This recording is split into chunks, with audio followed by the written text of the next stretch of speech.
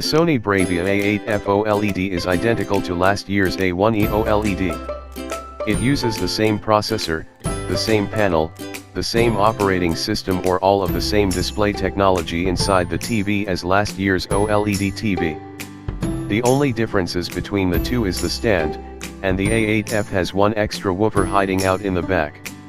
Imagine making a product so good, so utterly brilliant that, when asked for a follow-up, you change a minor detail or two, give it a slightly different name and call it a day.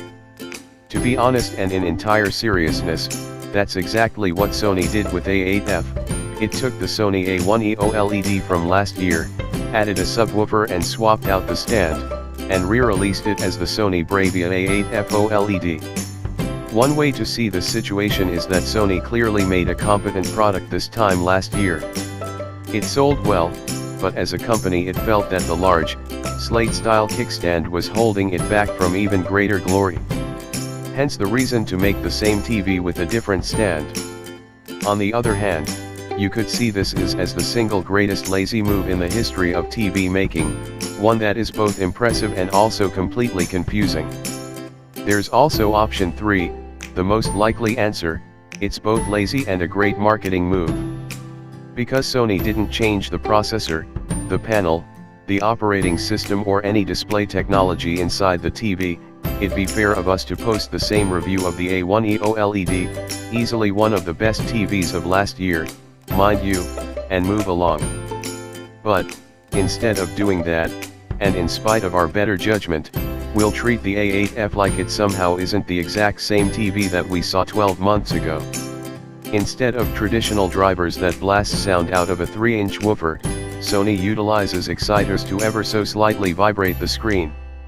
Representatives from Sony claim this is a more practical way to produce sound, and while it's not Dolby Atmos-like quality like LG's OLED, it's a unique solution to the age-old problem of speakers marring a TV's aesthetic.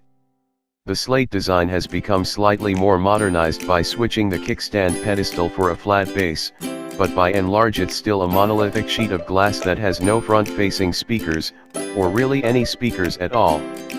Instead of traditional drivers that blast sound out of a 3-inch woofer, Sony utilizes exciters to ever so slightly vibrate the screen. Representatives from Sony claim this is a more practical way to produce sound, and while it's not Dolby Atmos-like quality like LG's OLED, it's a unique solution to the age-old problem of speakers marring a TV's aesthetic. Spin the TV around and you'll find the removable panel that houses the TV's connections. It's a slightly more elegant solution than LG's flat cable that runs from the soundbar to the TV, and again, if it served the A1E OLED well, it will clearly work for the A8F.